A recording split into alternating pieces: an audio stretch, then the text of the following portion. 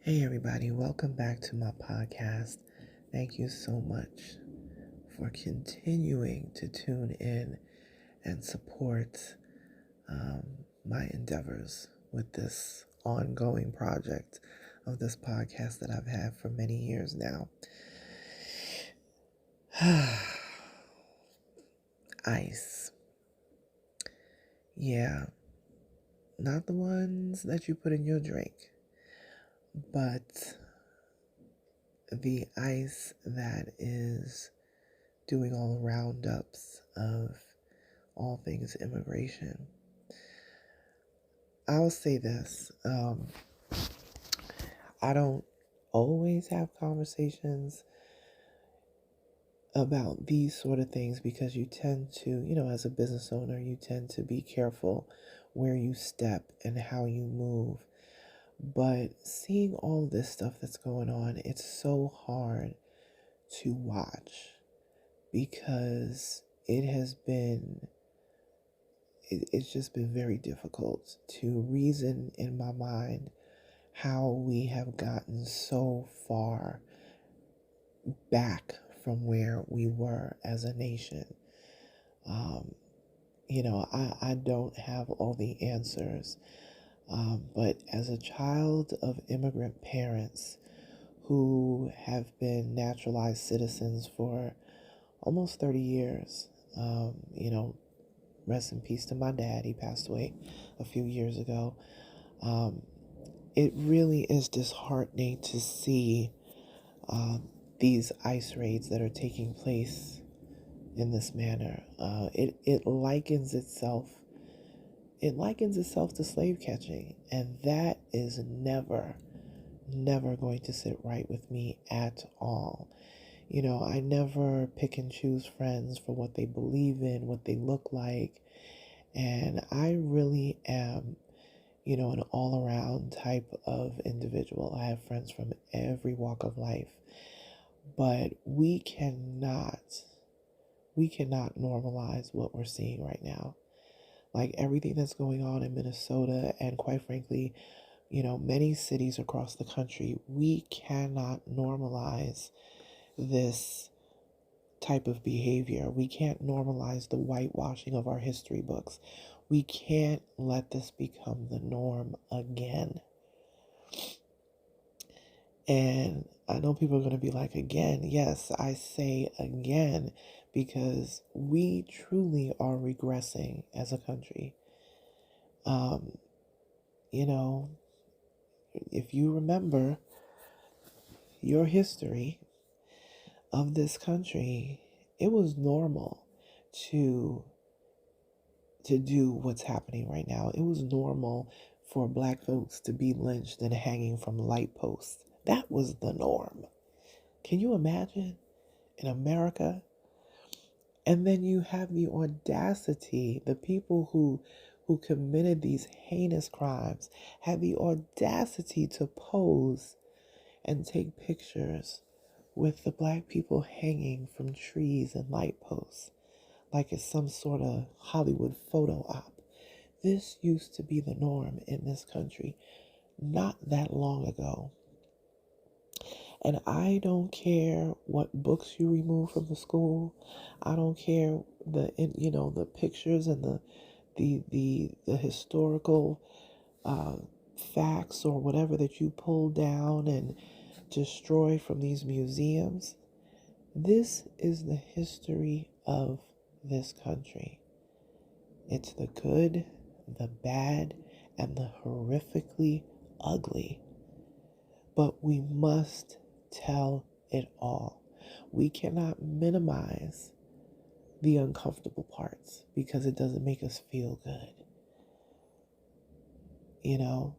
And all of what is happening in Minnesota, listen, no government worker should be impeded on for doing their job. You know, I do not believe in people, blocking roads and, doing all of that. You have the right to protest, absolutely. You have the right to peacefully protest. And you also have the right to document any incidents that are happening.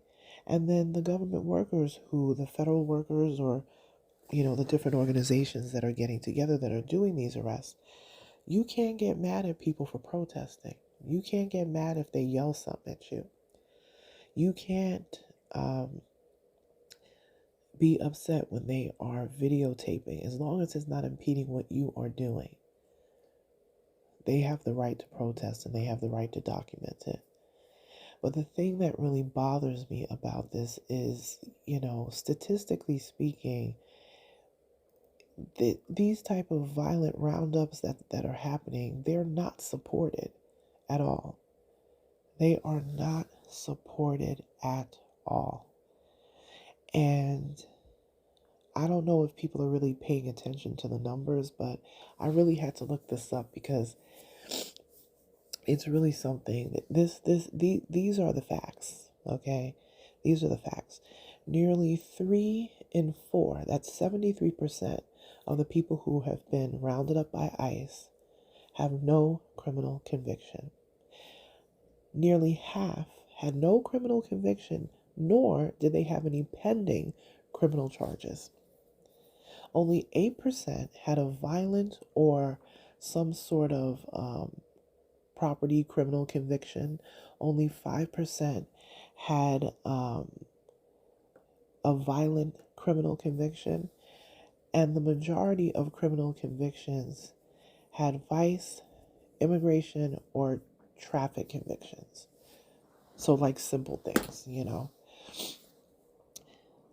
What's wild to me is nobody is really talking about this. People were seeing video. Thank God for the vigilant folks who are out there on the ground and documenting these things. People are getting picked up and just thrown out of vehicles like they figure that, oh, okay, they really are a citizen, or oh, they do have the right to be here. They're doing everything to rattle people and instill fear and terror, and it really, none of it is justified. Because if they said, 50% of the people have violent convictions, then I could be like, okay, there's obviously a problem going on and we need to be aggressively attacking this. But it's just the opposite. So why does it have to be done in this manner? We're stopping people now based on they're just walking out of a store. Where were you born?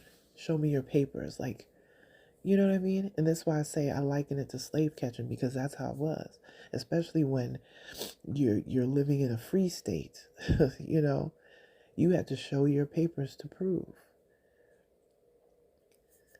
And there would be bounties on you, to get you from where you were and put you back on the plantation. What are we doing? What is really happening right now? This can't be, we cannot normalize this. We cannot. But anyway, these statistics are what they are. And I know a lot of people are going to be, well, there's always these organizations with statistics. These statistics are coming directly from immigration and customs enforcement. These are not random statistics that, watchdog groups have come up with. These are statistics directly coming from ICE, from their bookends. Okay? And this is current as of November 2025. So this is their own paperwork. So their own paperwork, their own statistics don't even support their actions. Where are they doing that? Again, if you are a criminal, if you violent criminal, whatever it is, absolutely, you should face, whatever lawful justice that is supposed to happen. Absolutely. But one thing I do know, it never turns out well when you do things in this manner. It never goes well, as we can see. So I just wanted to share that. It's kind of on my mind. And yeah, that's all I got right now. I'll talk to you guys soon. Bye.